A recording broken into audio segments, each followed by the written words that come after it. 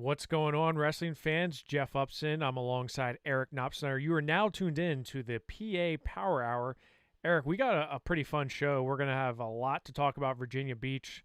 The Virginia Beach Duels are always a big hit with Pennsylvania wrestlers, Pennsylvania teams, and we saw so many club teams go down there this year, especially in 2021. You saw a ton of teams going down that didn't have the opportunity to do this previously in last year. So it was a lot of fun to see some of our top talent. This is an event that a lot of wrestlers from Pennsylvania will put on their calendars and say, I'm going to that. I want to be there. You kind of get the same thing with like Disney Duels. It's similar, where it's just something that a lot of people want to see, and they also want to go and participate in it. So a lot of fun this weekend, Eric. Yeah, and by all accounts, that's what the kids love about it, is that, it's great wrestling, but it's also a fun trip too. It's not to a boring, dull place. I mean, you got Virginia Beach here, like you said, with Disney Duels, fun trip there too. So a chance to get some really good wrestling in, but also to be kids and have some fun and, do some cool things while you're hanging out with your buddies. So speaking of cool things, so we talked about this last time, and so much has happened since last time. Rob Cole is going out to Stanford, the state college native, state champion from state college, national champ North Carolina is going out to Stanford, and all the rumors are that he's bringing some people with him, mainly right now it's Vincenzo Joseph. So I think this is a seismic shift potentially in the college coaching ranks. Yeah, it is. It's huge. I'm really interested to see how this all plays out, though. Personally, I guess he obviously feels that the program is in no danger going forward. We've seen this before, where a program, is going to be dropped and then it survives, and then there's a lot of gray area about the future for it. So I mean, I obviously, if you're going to go out and you're going to lure a Rob Cole to Stanford as the administration there, you got to feel pretty confident that you're going to keep this program and really prioritize it. Yeah, and I listened to Willie Saylor's video that he did, and he broke it down pretty nicely. And if you haven't seen that yet, you can go to Rockfin, Matt Scout's channel. You can see it, why Cole left or something like that. And it's interesting just because there were so many different layers to this that a lot of people just didn't quite, and myself included, didn't quite understand were happening behind the scenes. You kind of wondered why the deans left, and you didn't think it had anything to do with Rob Cole or Mike Gray, that's for sure, because they have a really good relationship. And Rob Cole's the best, right? He's I think Willie even said it, like, you can just rename it to Cole Wrestling instead of Cornell Wrestling up there, because he's just been there for so long. He's been a staple. But I kind of agree with you, where it's like, I'm assuming he has in his mind that this program is not going to go away. The fact that they reinstated that, along with all the other sports that were dropped initially, is probably a good sign. So I think Rob's going to, Coach Cole's going to do a lot of good things out there. I'm not saying rebuilding, because I wouldn't say rebuilding like they had a national champ last year. They had some bumps in the road, no doubt, but I don't think he's not starting from scratch, right? No, no, absolutely not. Some talent there, obviously. Interesting to see how it all shakes out, because you get the uncertainty. There was obviously guys were already looking for new homes before it was announced that it was saved. And then you get a new coach coming in, which usually leads to some turnover as well. So I'm sure there is going to be quite a bit of shuffling as far as the roster goes at Stanford. But yeah, quite confident that as long as that program has the full support of the administration and the school, that Rob Cole is going to build it into a real winner there. And adding an assistant like potentially Vincenzo Joseph is great for that recruiting. Recruiting those young wrestlers, because he's a known name, right? I mean, that's a name that people know. Just like we saw with Imar at Oregon State, we've seen this before, like Gabe Dean at Cornell, right? I mean, there's a lot of name recognition there, so I think it's just really going to help, especially lure. We talk about Pennsylvania. I mean, you have two, should in theory Vincenzo Joseph end up on staff out there, you're going to have two guys with very, very strong ties to Pennsylvania that are going to be out on the West Coast. So like, and again, you get one, and all of a sudden it opens up, the floodgates open. So very curious to see if Vincenzo goes out there and really the ramifications, implications for Pennsylvania wrestlers, because not only are you going to get a great education, but you're going to be with two of the best wrestlers from the Keystone State. Yeah, and it'll be interesting. I think, to me, I think of Stanford as more of a national recruiting base. I mean, I'm sure obviously they'd love to develop a pipeline into Pennsylvania if that's, if it is indeed Cole and Chenzo out there, but or whoever is there with him, Yeah. I'm sure would love to develop a pipeline to Pennsylvania. But because of the academic prestige that you're looking at there, it really is a national recruiting You're base right. that I think you throw it out there and you say, hey, we're Stanford and we're interested in you wrestling here. You're obviously going to be a really good student to begin with, and B, probably pretty flattered that one of the top academic institutions in the nation is saying, hey, we want you here. And don't forget, Stanford is also, I haven't seen the, whatever, it's like the Learfield Cup or whatever it is, that it's like have you seen that where it's the all sports champions? Stanford wins it pretty much every year. Like Okay. they take, you get so many points for gymnastics and swimming and football and basketball and all that stuff. And it seems like every year it's Stanford, UCLA, or Penn State up in there that is really near the top. So as much as they are a great academic institution, they're pretty good at athletics too. Yeah. Well, yeah. Yes, they are. The scandal aside, right? Scandal of admissions scandal aside, they've got a pretty good track record and reputation when it comes to athletics. Switching back to Virginia Beach, let's go back in time to high school. We had a ton of big names from Pennsylvania competing down there. Big teams, by big teams I mean we've had the super teams down there, and I'm curious to get your opinion on this, Eric, because I've heard different things on social media from different folks that are saying, I really hate the super teams, like Team Kong and Team Shut does it, and there's some other ones out there that just put together the best wrestlers from the nation. And one of our guests, or our only guest tonight, Tyler Kasak from Bethlehem Catholic, was on Team Kong, who ended up winning the championship title. Eric, you see teams traditionally have all club members. Then you have some teams that are putting together all-star teams. What are your thoughts on that? Do you stand on a side of the fence for Honestly, this? I guess I would lean towards I'm okay with it. I mean, it doesn't bother me, so I guess that is tacitly endorsing the fact that you can go and get a great team put together.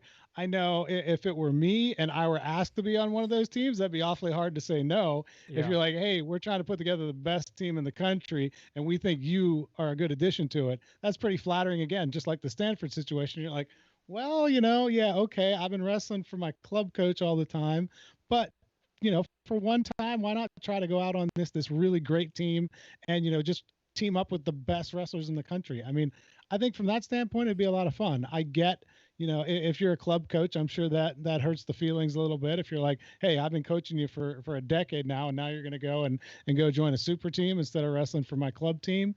I get both sides of it, but again, like I'm looking at it from the side of the student athlete, and I think that'd be pretty flattering and be like, man, I want to see what it's like to be teammates with this guy from Minnesota and this guy Right. from California and this guy from Illinois, and get to know some guys. That doesn't mean you don't like your club teammates. It just means, hey, I got an opportunity to meet some new people and roll around with some fresh faces and hang out with them for a couple days. Well, you saw in our PA Power group chat that someone posted about the text messages between the coach and the wrestler. One of the wrestlers that wrestled for a quote super team, and basically was a complete immature child about the whole thing. I'm sure we see a lot of that. I mean, I know just being involved in high school wrestling in Pennsylvania. I know there's feelings that people have towards these types of things, and oh well, this club they bring in these guys, and it's like a lot of people care. They take a lot of energy, they use up a lot of energy and time and resources in talking about these things, and I kind of maybe lean towards what you're saying is like, hey, if one of the best teams and all this all-star team asked me to compete, yeah, I'd be flattered. I mean, maybe I would say no because I want to be loyal to the quote club, but I don't know. It's it's interesting that people get that upset and that worked up over something as stupid and small as this. In my opinion, I don't know. Neither of us were good enough that anybody was Absolutely clamoring not. for us to be on their all-star team. So Yeah. I mean, I can remember, and Disney Duels. You know, you had Diesel was the big one from District 3, and you know, if you could get on like a Diesel, like C Squad, you know, like the, you know, I was like, man, this is great. You know, like yeah. Diesel A Team is here, right? And yeah, so you're right. Neither one of us were back in the day doing all those things. I see it on social media and people like get, you know, everyone has to get on their soapbox, but you know, at the end of the day, does people really care about the Virginia Beach team champion? Like, is Right. that a thing? Like, are you I hanging mean, as a banners for coach, that? aren't you going there being like, hey, we want to get, Johnny better. We want to see him get good competition. We want to see him improve. We want to see a better hand fighting. We want to see better movement off the bottom. We want to really get better this weekend. Not, hey, we're going down there to win this thing, man. This is all out. You got to win this title for us. Yeah. Yeah, it's just weird. Like I said, like, do people hang banners for No, like, does Team Kong like have some a might. headquarters somewhere? Like, I don't, I'm missing out. Yeah, so it was a great weekend. Some big time results here, Eric. We saw several state champions and state medalists go down. There was some great action. And before we bring Tyler Kasak on to talk about his run and really what he was able to do this weekend, I want to run through some of the results because I kind of, you know, we put up a poll on Twitter about, you know, who had the best weekend. And a lot of people were like, oh, well, this wrestler and this wrestler. And you know, I look at quality wins. And just because you go 8-0 doesn't mean you had the best weekend. It's, you know, looking at the guys in which you're beating. But one that really kind of started things off for me when I saw it was Dayton Pitzer over Jake Lucas. You know, Dayton Pitzer being a state champion at an undersized 215 pounder, Jake Lucas is all, you know, filled out at 215, and Pitzer was able to beat him 6-1. Now that match was a little bit strange because in the second period, Lucas looked like he got hit in the head or scratched of some sort, and he went down, and he was down for a while. But Pitzer, man, like for an undersized 215 pounder, he looked really sharp against a bigger Jake Lucas. You know, that's an AA versus, you know, a double A versus a triple A state champ going head to head. You don't get to see that very often, so it's nice to see that we got to see it in Virginia Beach. Yeah, you know me. I love to see that double A power there. And I mean, it's a shame that Dayton missed that sophomore season. Yeah. Because he really would have a chance to go down as one of the greats in Pennsylvania history. Because there's a good chance that he'd be sitting on 3 state titles right now, heading into his senior season. So I mean, we can't overlook what he's been able to do and how good he's been. Aside from Nick Feldman, I mean, he's been almost unstoppable. I think this just further gives argument to your bashing of the class of 2022 recruits, Eric. I did not bash. I bashed your ranking of them. Oh, not the recruits well, that's themselves. what they are. That's what the you know. Well, I'm not bashing the kids. I'm bashing you. Oh, okay. So it's okay to bash me, right? Yeah, you're a grown man. I'm a grown man. I'm 40. I'm a grown man. Exactly. So Josh Miller, shout out Central Dolphin. Air Force recruit, and he beat Briar Priest from Hempfield area, who had just an amazing weekend in Hershey to win a state title. Josh Miller at 138 beat him 10-4, so really good win by the Central Dolphin Ram there. The other state champion to go down was Caden Williams from Manheim Township, and he lost to an 8th grader who, this is a name you're going to want to get to know, especially if you don't follow the youth scene. Maddox Shaw from Thomas Jefferson had a great match against Williams. It was 6-2, but if you go back and watch the match, he was in control of that match. And Caden Williams was pretty dominant this year, winning a state title, beating Tyler Chappell in the state tournament after losing to him in the super regional tournament. There's a lot of young guys really nipping at the heels of some of these guys that we've seen do well at high school level. And Maddox Shaw is just one of those names that we're going to continue seeing. Dalton Perry's another one, Bo Bassett, of course. But these guys they're tried and tested against some of the best, right? I mean, it's incredible to see the progression that they've made just in the last couple years. Yeah, I mean, for me, it really came into focus at True Power last year when we saw that with Dalton Perry beating Kilcarry. I mean, just I knew about Bo Bassett and I'd heard about Perry, but yeah, you're just seeing these guys in seventh, eighth grade that are clearly as good or better than some of the best in the state and the varsity level. So I think that really speaks to what is going on at the youth levels and the club coaches and all those guys that put in the time and the effort to get these kids to a point where they're so good at that young age now. Whereas, before it was kind of like, well, unless you were a really, really phenomenal guy, you were kind of going to step up in varsity and maybe take your Right. lumps as a freshman, and Exactly. then maybe be a state qualifier as a sophomore, and then really look to make your mark as a junior and senior. And now you're like, hey, this kid's going to win a state title as a freshman, Yeah. Yeah. You're or absolutely in this case, maybe a seventh or eighth grader could too. true. Yeah. I mean, you're right though. It's like anytime a freshman's kept up on varsity, and you're like, man, like, I'm a freshman. I'm wrestling up on varsity high school, right? And that's a big deal. And now it's I feel like it's not a big deal at all. I mean, it's kind of crazy how the times have changed with that. Um, let's bring on Tyler Kasak. I'm excited to talk to him about his weekend because he had a big weekend, an interesting weekend, especially with a potential injury here. So let's see if Tyler's on. Tyler is on, and here we got him. Tyler, thanks for joining us tonight. How are you? And how's the injury? Yeah, thanks for having me. I'm pretty good. I'm feeling a lot better than I was Monday.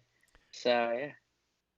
So Eric and I had this discussion. Now you were on Team Kong, right? A Yes. superstar team. You were asked to be on that team, a team that was filled with just a lot of tough guys. What was the decision like for you to compete on a team like Team Kong? What was that like? Yeah, it was an amazing experience. It was pretty cool because even though I didn't know a lot of the guys going into it, by the end of the tournament, I like really felt like I knew guys in the team real well, and it was a lot of fun seeing such high level guys all the way throughout the tournament for 3 days.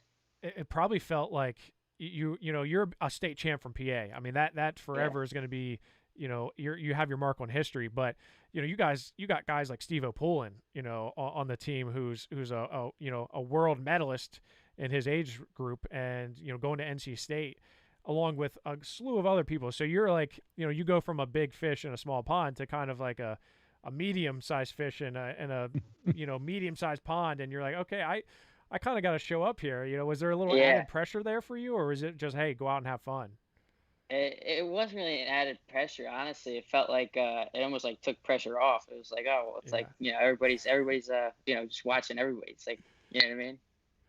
Yeah, and that seems like we talked about it a little bit. Like, to me, it that's got to be an honor to be asked to be a part of that. And it's not like it's a slight to your club team or anything like that, right? I mean, it's just, Yeah. hey, I've got this really cool opportunity. I'm going to try to take advantage of it.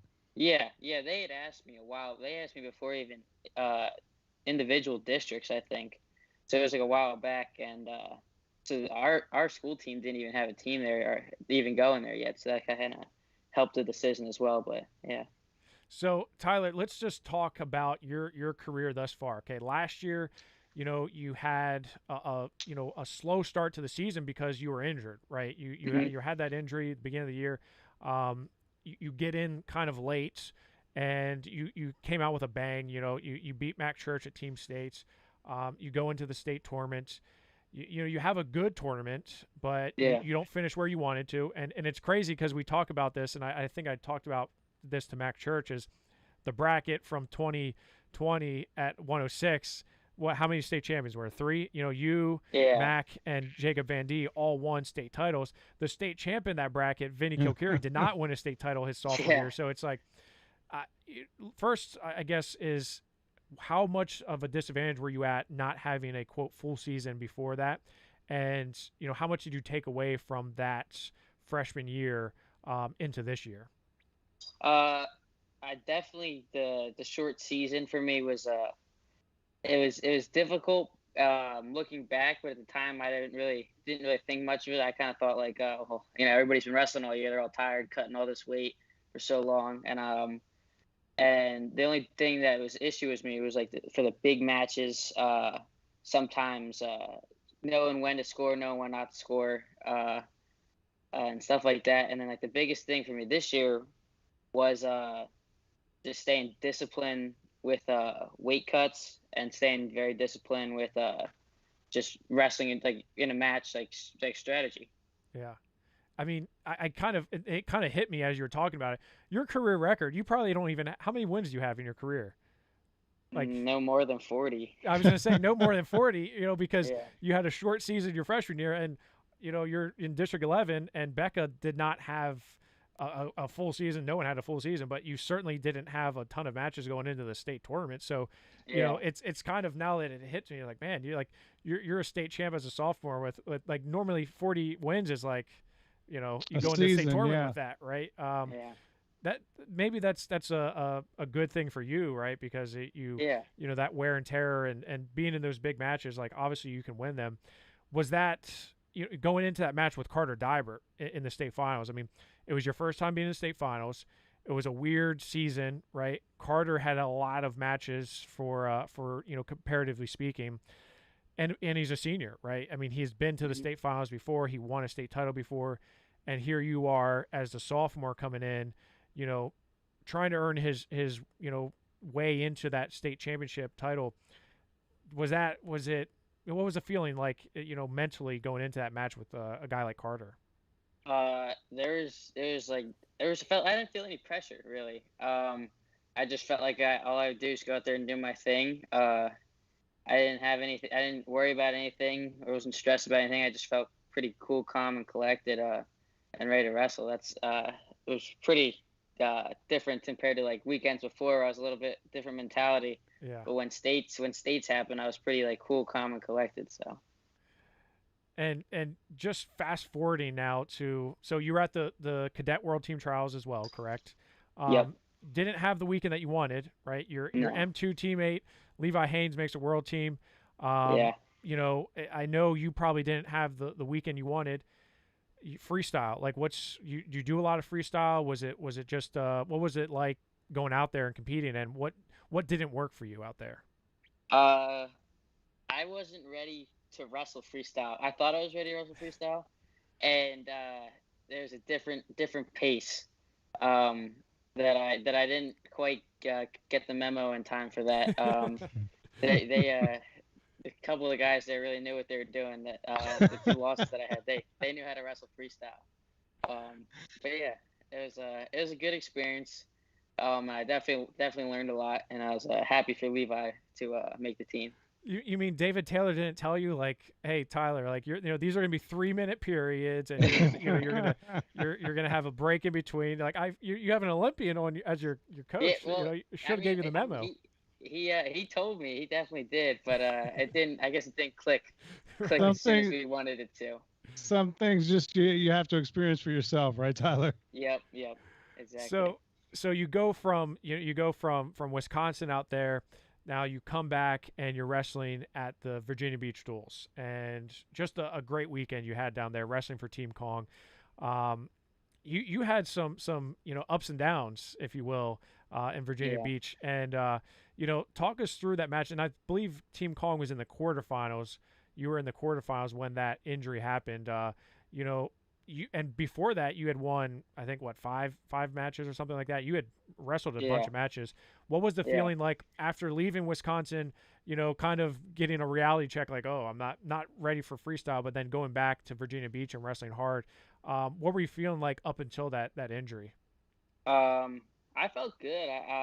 I definitely, the things that I needed to work on were starting to come together, as far as neutral and staying consistent and really pushing the pace. And then once that that little injury happened, I didn't really know what I was gonna do after that. Like, I didn't know how the weekend was gonna end up. I only had 2 more matches left, so.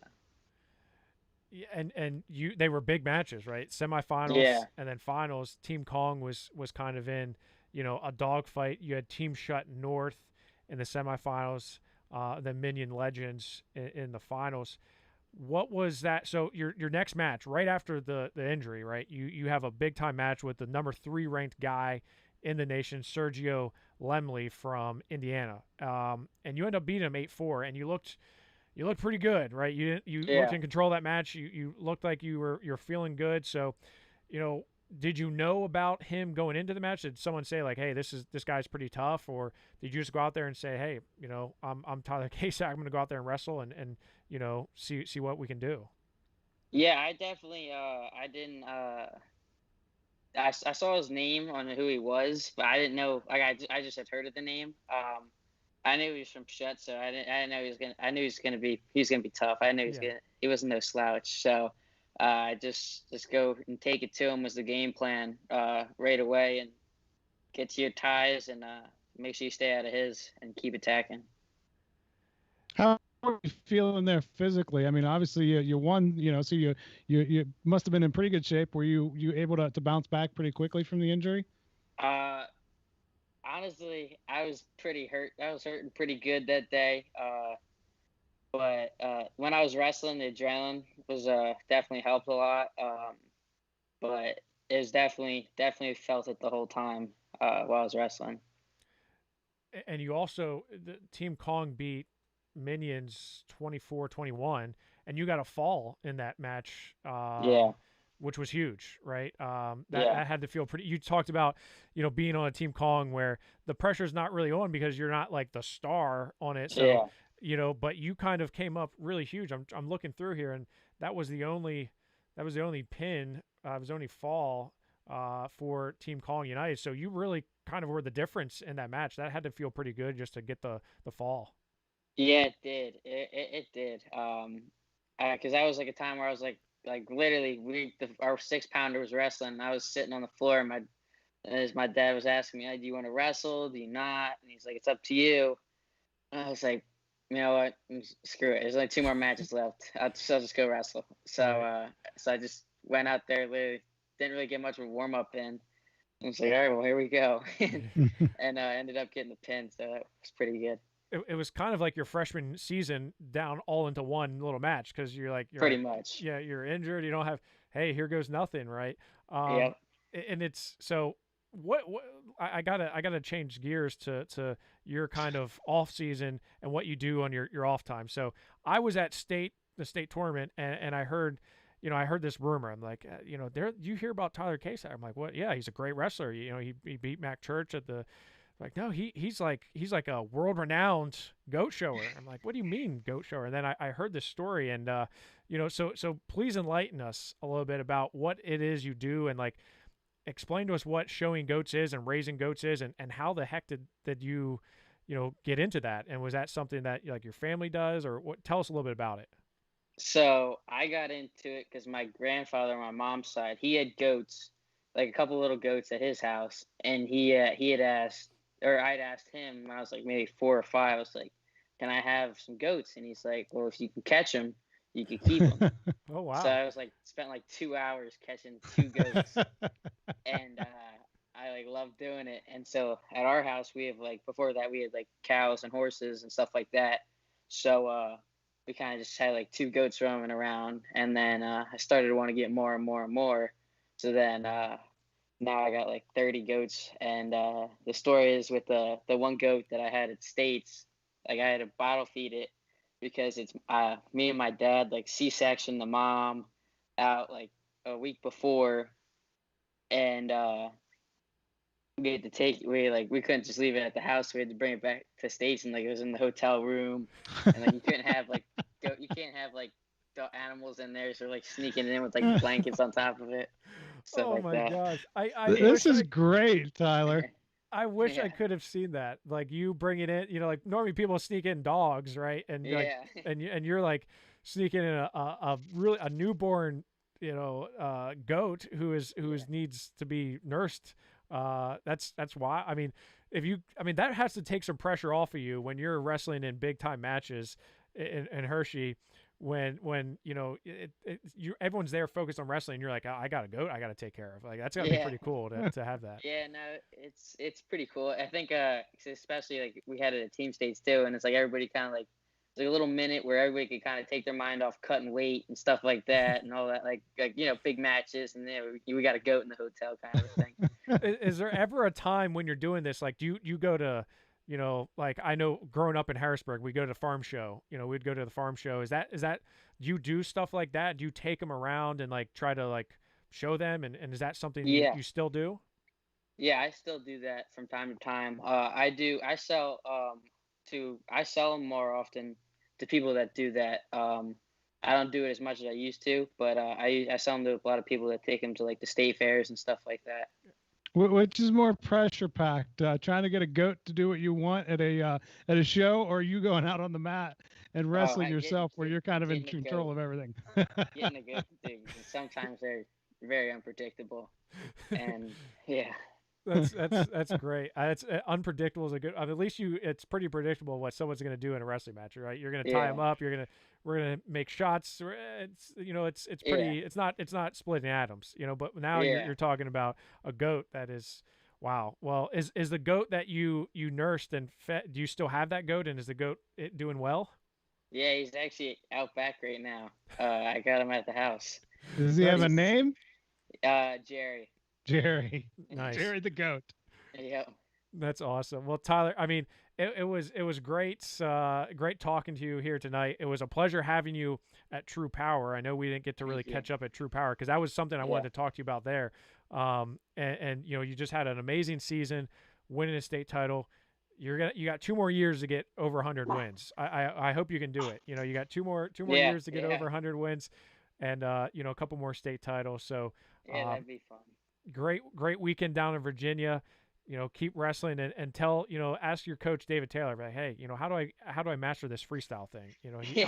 He'll set you straight, right? Yeah, hopefully, right? Maybe he can give you some help with the goats too. Have David pitch in and lend a hand. All right, Tyler. Well, we appreciate it, and best of luck to you this summer, and then hopefully we'll see you very soon back on the mats. Okay. Thank you very much. Thanks for having me. Thanks, Tyler. Right, we'll talk to you Tyler. soon. Yep. See you later. I mean, that is just an incredible. I didn't know the part about them sneaking the goat into the hotel. Like that's going to go down for forever. You're never going to forget that story. No, that's an awesome story. An awesome what a story. great guest he was. Yeah, he was a lot of fun. Yeah, Tyler's he's a good kid, and I can remember talking to him his freshman year. And because he was in a battle with Cale McIntyre down there at 106, and then he gets the nod to start, and then he goes in, beats Mac Church, and he had a great freshman year, but then the sophomore year, being that it was a COVID season, you didn't really know where he was going to be at until the state tournament, and he looked great doing it, especially up several weight classes, right? And he was the highest of those one from 106 that wrestled this year. So the weights doesn't seem to be an issue with him, and it's because he's carrying goats around into hotels. Yeah, I mean, could you imagine that? You're like, hey, I got to go back to the hotel. You're leaving the Giant Center. We're worried about getting rehydrated, getting ready for the next match, and you're like, I've got to go feed my goat. And he honestly, it sounds like he takes a lot of seriousness, and it sounds like when someone said that, like, he's a pro, like, he sounds like a pro. You don't have 30 goats and not be a pro. He's the goat when it comes to goats. Man, you've been waiting. I've been waiting that. Patiently. I've been waiting for the opening, Jeff. I've been waiting. We're 36 minutes into the show now. I've been holding that one in. Well, how did it feel to get that out? Yeah, Tyler it was pretty good. I got to admit. Yeah, it was. It was good.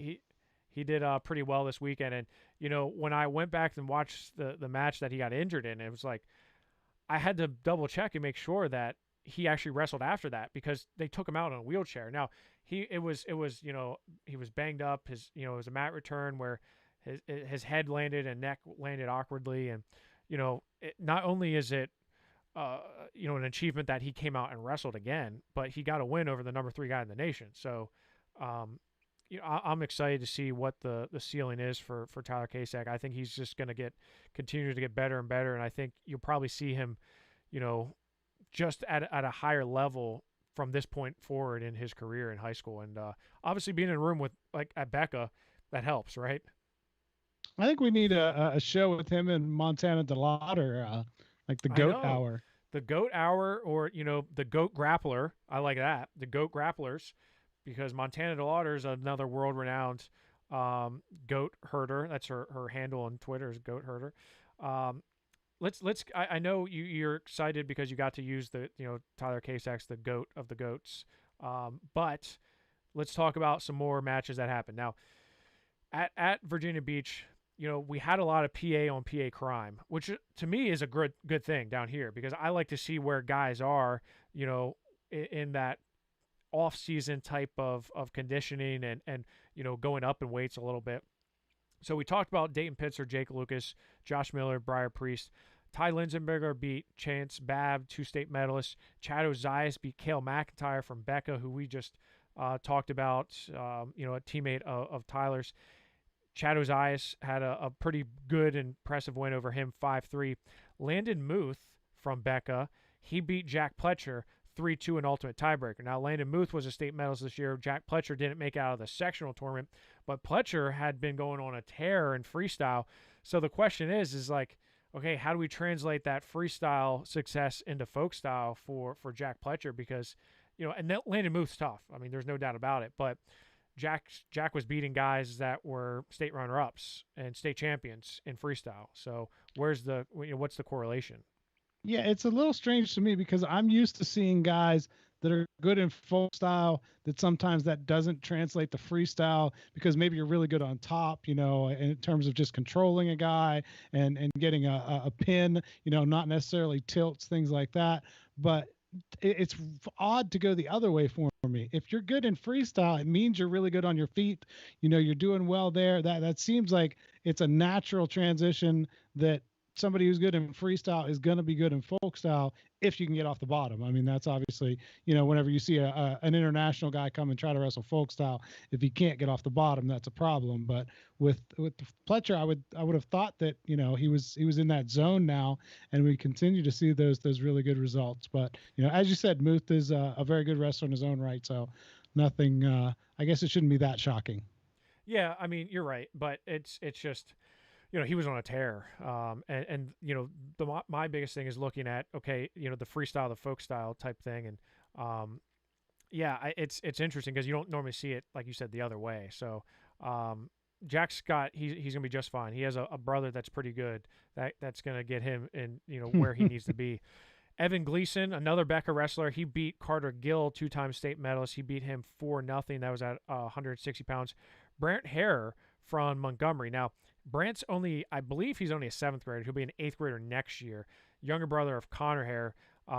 And he beat Aaron Seidel from Northern Lebanon area, Law Wrestling, 7-1. And Aaron Seidel is one of the top youngsters coming up. And Brant Hare really took it to him. And, he was coming back from an injury. So it looks like he's going to be, again, when we talk about those young guys coming up and nipping at the heels, I think Brant Hare is going to be one of those guys to keep an eye out for. Nathan Lucier from Coatesville, he had a nice win over Braden Bauer of Williamsport, beat him 4-0 or 4-1. Connor Hare, on the other hand, shout out to Connor Hare because he had a phenomenal weekend here wrestling at 145 pounds. We got to see him at the Redemption Duel, had a good win there against Eric Aldurfer. He came out and just beat everybody that he wrestled at 145 pounds here. But he had a great win over Sam McMonagle, and that was he's from Westchester Henderson. He beat him 1-0 in a battle of state medalists. That was a really good win. He also beat Noah Frack, who was a state medalist as well. He beat Patrick Jordan from Team Shut. He's out of Virginia, 4-0. That was a really good win. So was the one against Jake Rosenthal from New Jersey, who beats Nick Fay from Wyoming Seminary, who's a nationally ranked guy, after that. So really, Connor Hare is just, I mean, the win over McMonagle was great, but he beat a whole bunch of other top ranked guys on the weekend, and I think he kind of felt a little slighted that I didn't include him on the four that who had the best weekend, but maybe he should have been in there. Yeah, it sounds like certainly a great weekend for him, and that's obviously the tough thing with a tournament of this size and scope. Whenever you're doing duels, is obviously everybody's not going to see everyone, so he's didn't get to cross paths with some other guys that I'm sure could have elevated that status for his weekend even more. Yeah, and that's again when you go back to looking at results, and I mean there's 500 teams that competed in this. I mean there were so many teams, so many Pennsylvania wrestlers, and you look at the results of the brackets, and obviously guys on Team Kong and Team Shuts and Law and Young Guns and Quest, like they're going to get more looks just because they're in those medal round brackets. So yeah, Connor maybe have been an oversight there, but he had a great weekend, especially with that win over McMonagle. Some of his teammates from the Buffalo Valley Black team, Riley Bauer beat Dalton Gimber, which was a good win for him. Devin Deem beat Bailey Gimber 4-3. So both Gimber twins lose to Buffalo Valley Black. Good wins for both of them. Chris Vargo beat Zach Jackaruso. Jackaruso, of course, was a state runner-up this year, had a big win over Vinny Kilkeary in the state semifinals. Chris Vargo, had a good postseason, didn't quite finish where he wanted. I'm sure he probably wanted to be in that state finals, but ended the season on a high note. Chris Vargo, I mean, another guy who beating Zach Jackaruso, who I thought looked really good at the Redemption Duel. I think Chris is on the right path. Yeah, I think that you're right. That's a big win for me for Vargo because I kind of saw him, really, really good at times. He was undefeated, I think, going into regionals, maybe even. But and then he took a loss there, and I wasn't sure how he was going to bounce back. And then he did bounce back nicely, but kind of a little bit up and down there late in the postseason. But to me, this is his biggest win so far. Yeah, I think off-season results are you got to take them for what they are.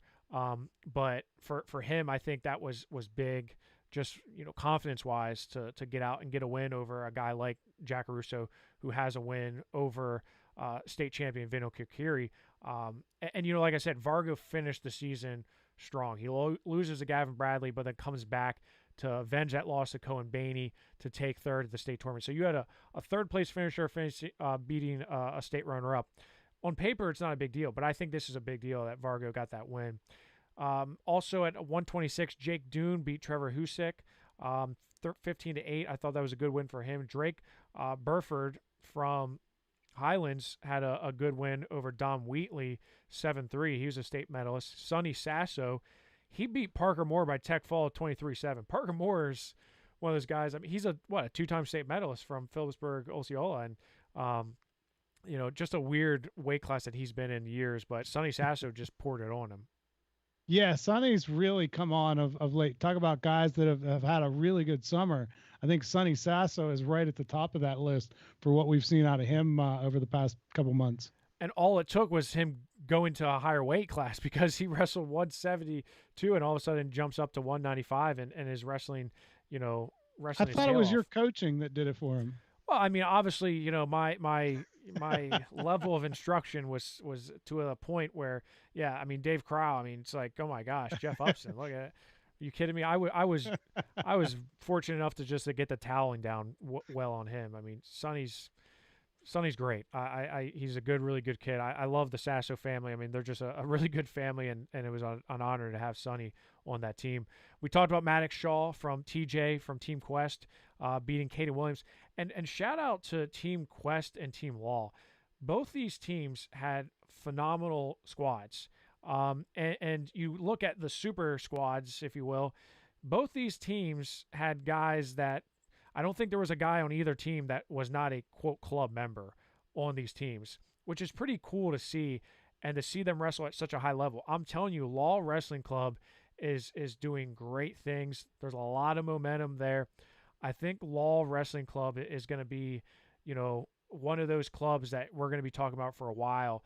And the guys and girls just keep on coming from them. So, I'm excited to see the future of Law Wrestling Club. Yeah, definitely big things going on there. And as you said, Quest with a really nice performance down there. And it's good to see, different areas of the state really coming on. And, we're seeing it from different clubs. And I think that's great for Pennsylvania as a whole. We had a while there where one club was kind of dominating, and to see it spread out a little bit is to me really nice. And to have those quality guys at all the different clubs in the different areas of the state is good for the state as a whole. Yeah, no, I mean, there's no doubt about that, and it was nice to see, you know, Pennsylvania wrestlers do as well as they did there. But obviously the Pennsylvania teams, Young Guns, Quest. Now Young Guns had a few guys not from Pennsylvania on their team, but they had a great team. Young Guns had guys like Kilcarry, both Louis Gill, Mac Church, Jackson Arrington, who had a great weekend. It just was it was good to see that. Now Young Guns did take third. Young Guns Black took third, and I believe I'm pulling it up now, or fifth. I'm sorry. Young Guns took fifth. But Law was right there with them. They lost to Team Shut 33-24. So just a lot of good results. And like you said, it's nice to see the parity and nice to see teams from across the state do well. Matt Repos, Central Dolphin, he had a good win over Jace Ross by fall. Caden Williams beat Hunter Sloan in ultimate tiebreaker, 2-1. Now Landon Baney, so arguably Sonny Sasso, I think has had a great offseason. I think Landon Baney also has had a phenomenal offseason, especially in freestyle. But he had a loss to this past weekend to a guy from Malvern Prep, a PJW state champion, Anthony Mutrelli. Is that how you say it, Eric? I know you. I would say Mutarel. Mutarel. Yeah, I don't. Our brains work differently. Mutarel. Yeah, Mutarel beat him. Anthony beat him 3-0. I'm sure Nate Louder is going to text me in 30 seconds to tell me the correct pronunciation. And again, I'm not really going to talk about Malvern Prep guys until we get a Malvern Prep T-shirt to wear on the show. But he had that was a really good win over Landon Baney. Tyler Chappell beats Bryce Beatty, which was a tight match. Owen Kolodowski beat Cole Smith from Springford. He beat him 6-1. One of the ones that I was kind of surprised at was Owen Reinsel beating Scott Johnson. Scott Johnson was a state runner-up this year, gave Joey Fisher all he could handle. And Owen Reinsel was just, he was in that bracket with Mason Gibson, Brent Unger, and Gary Steen. So he kind of was the fourth wheel to that party and kind of got forgot about. But nice win by Owen Reinsel of Brookville to beat Scott Johnson, who's probably one of the best sophomores in the state, to get the win there. Yeah, absolutely. As you said, just a brutal bracket that he was in there, but able to show what he's able to do here against a tough guy in Johnson. So really nice win there for Reinsel. Suds Dubler at 170 beat Ethan Gush from Muncie. I thought that was a good win. G.J. Moring from McKeesport, who's now at Wyman Seminary, he beat Emmanuel Ulrich from Mifflinburg, who was a state medalist this year, 2-1 in tiebreaker too. It's good to see DJ back on wrestling. We had him at the Surge a few years back, and he battled Jalen Stevens. And ever since going to Wyman Seminary, obviously they didn't have a season really this year. But it's good to see DJ back in wrestling and doing well. One of the better performances of the weekend had to be from Ty Waters as well. Ty Waters from West Allegheny gets injured this year. West Allegheny had the injury bug, and Nico Taddy was out. Ty Waters was out with injury. Ty Waters had a phenomenal weekend. Beat Kelly Kakos 6-0 from Perkiomen Valley. Really tough wrestler there.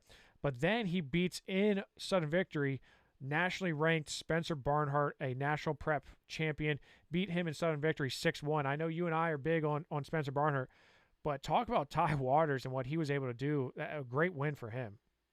Yeah, because we had Spencer on not long ago and talked about all the great wins that he's stacking up there and what he's been able to do. And then Ty Waters, as you said, is able to go and get that victory over him in sudden victory. So great job by Waters on the weekend and that match specifically. Yeah, it's always tough coming back from an injury. And, he had a pretty significant injury. I can remember his dad sending me some photos of the injury. And I mean, he was banged up, and for him to come back and beats high level guys like Spencer Barner, who's kind of been on a roll. He's really been just on a tear ever since that Powerade kind of Midwinter Mayhem type back in January. He's been on a roll. And we talked about, look at the hit list that Jack Consiglio had. Spencer Barner wasn't too far behind in the wins that he had. So shout out Ty Waters for that. Jacob Haupt from Cannon Mac had a really good win over Hunter Robeson from Sagertown, 5-0. Hunter Robeson's a guy who came into the state tournament ranked number 1, didn't finish where he wanted, but is one of the top guys in the state. Jacob Haupt from Cannon Mac, had a really good match against him.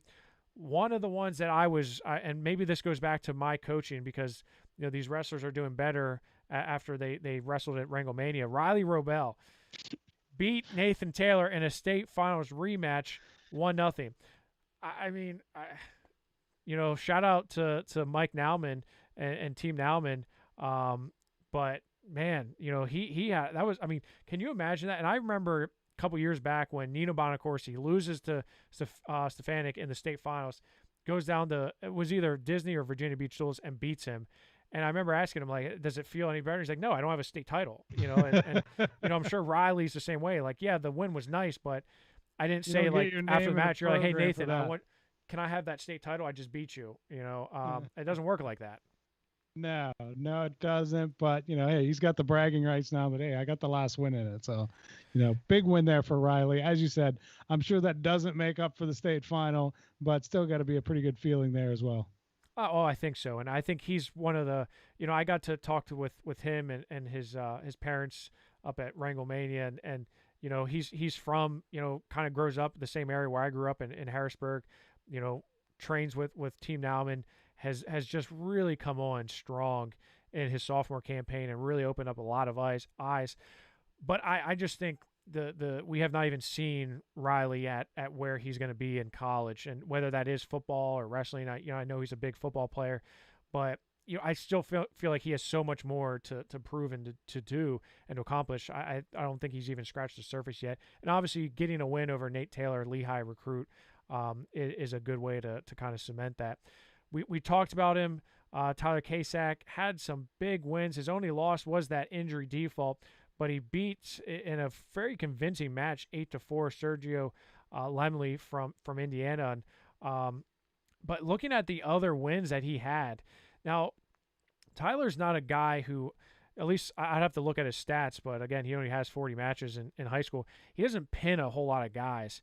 He had, I'm trying to look here, at least 1, 2, 3, 4, 5, 6, 7, 8 falls. Yeah. My gosh. That's a good season for some people. I mean, I think we should have asked him about that. It's like, when did you become a pinner here? Because he was just going out and tearing people up, including that win that he had 8-4 over Lemley. So great weekend by Tyler Kasak, and those goats better watch out, because there's a new herder in town now. Yeah, they don't want to get caught by him because they're not getting up. That ain't happening. Nick Feldman had a great match, and maybe Nick Feldman's he's a big name, right? He's kind of one of the biggest names in Pennsylvania right now. But he beat, and I believe he's the number 2 ranked guy in the nation, I think, depending on the publications that you look at. Noah Pettigrew from Georgia, Minion Legends. Did you see that sequence at the end of the match? I did not get to see it. No. Oh, Eric, you missed it. You need to go. I think you should just go on right now and watch it as I talk about it, because, I mean, it looked like almost a lightweight battle, a lightweight scramble or flurry, but it was 2 big guys, and he's able to get the takedown on the edge. It was 1-1. He gets the takedown to win it 3-1. Just a great performance by Nick Feldman, and he just continues to impress, right? I mean, there's no task that's too tall for him. He just continues to impress, and I can't wait to see him at the next level. Yeah, he's just been phenomenal. as I said, to me, he's the pound for pound #1 guy in the state because he keeps going out and beating people like this, like Noah Pettigrew, and just I every time we see him, he impresses. You never see him disappoint or have a down match. It seems like he's always up.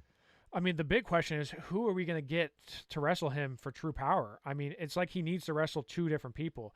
I think we should have him versus Mason Gibson and Spencer Barnhart like together, like Spencer and Mason versus Nick Feldman. And I think that's a, I think it's a fair. I think between those two, I think like they actually can make it a good match with Nick Feldman. I don't know. Maybe he'll still tech him. It's the pickings are slim for us trying to get opponents for Nick Feldman for True Power. Let's just put it that way, right, Eric?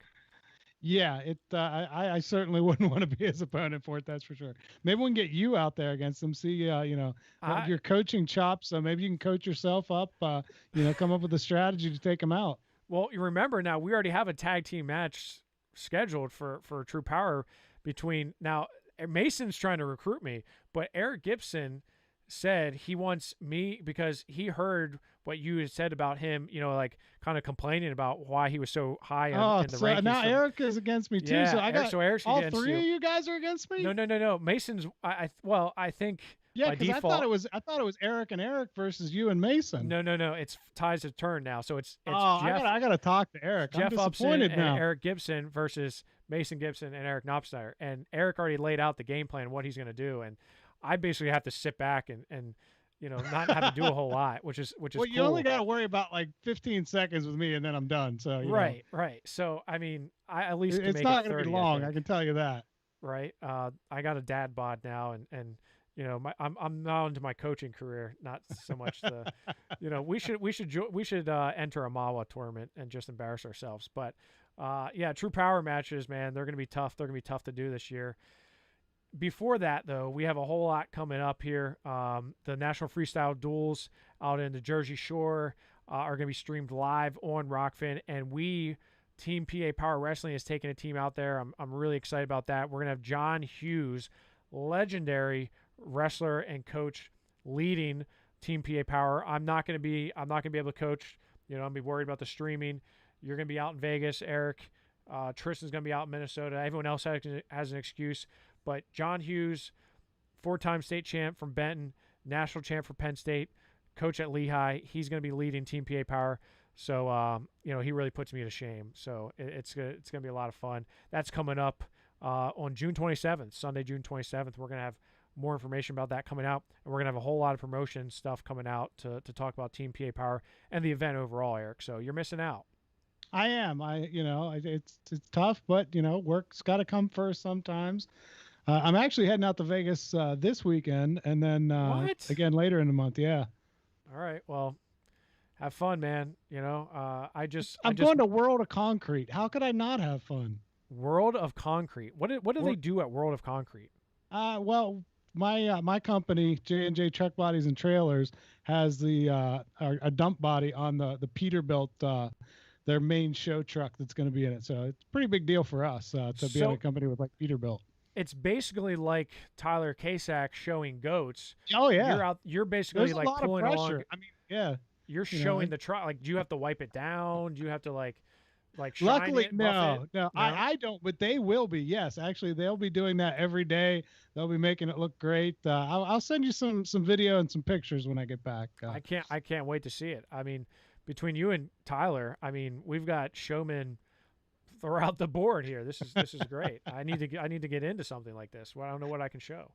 Well, have fun this weekend, Eric. Don't get into too much trouble. I will try not to. You do the same. I will try as well. My son is keeping me more than out of trouble. Well, again, thank you to Tyler Kasak for coming on. Great interview, great guest. I can't wait to talk to him again soon and see him back on the mat. We're glad he's healthy and glad he was able to end Virginia Beach on a high note.